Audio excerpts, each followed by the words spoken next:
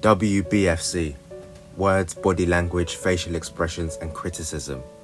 Words have so much power. It's crazy when we think about it deeply, the impact of our words. And sometimes your body language and facial expressions tell more words than your mouth.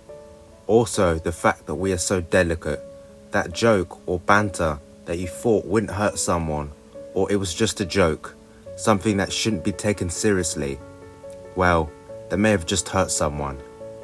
Even with advice and criticism, constructive criticism can be destructive. Put yourself in other people's shoes and be very careful what you say, because words can't be taken back. Be careful the look you give, because a look that has been seen can't be unseen or retracted. Be careful of your body language, because it betrays a story that others try and write, and they may write it wrong. Weaknesses and putting yourself in other people's shoes. Imagine something you're good at. Now imagine performing it in front of people or in the public eye. I know not all of us find that comfortable, but now imagine performing something you're not good at in front of people. I just think to myself, it's so easy to criticize someone like an athlete, for example, when we're sitting at home in the comfort of our living room, away from the public eye, or when someone has volunteered to help out with something they're not good at. Like, I admit last season and the last couple of seasons, I've been giving some Man U players criticism, but then I realised there's a reason they're professional footballers and I'm not. If you put me on a football pitch in front of millions of people under that scrutiny and pressure, believe me, I'd be so much worse. Criticism hurts, so instead of criticising, advise. Linking back to my point about putting yourself in other people's shoes, imagine you're in a social situation.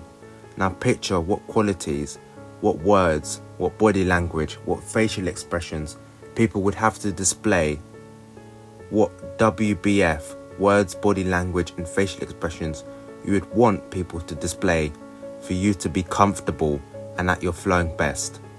Now once you've thought about that, I want you to display the body language and facial expressions and say those comforting words to those around you and whoever you're in a conversation or social situation with. I've got this quote.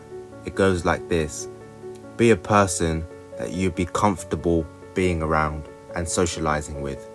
Matthew 7:12 illustrates this perfectly when it says, so in everything you do to others what you want them to do to you. And that's exactly what God calls us to do. So to finish, here's a bit of advice. 1. Watch who you're spending time with. 2. Put yourself in other people's shoes. 3. Look at the full picture, not just your point of view. 4. Don't judge. Matthew 7:1-2. Do not judge, or you too will be judged. For in the same way you judge others, you will be judged. 5. Make people feel comfortable and not uncomfortable. 6. In every situation, think WWJD. What would Jesus do? And try to do it. 7. Be careful with banter, because banter can quickly become something that batters someone inside without you even knowing it. 8. Remember we're delicate. And finally, God bless. Romans 15:13. May the God of hope fill you with all joy and peace as you trust in him, so that you may overflow with hope by the power of the Holy Spirit.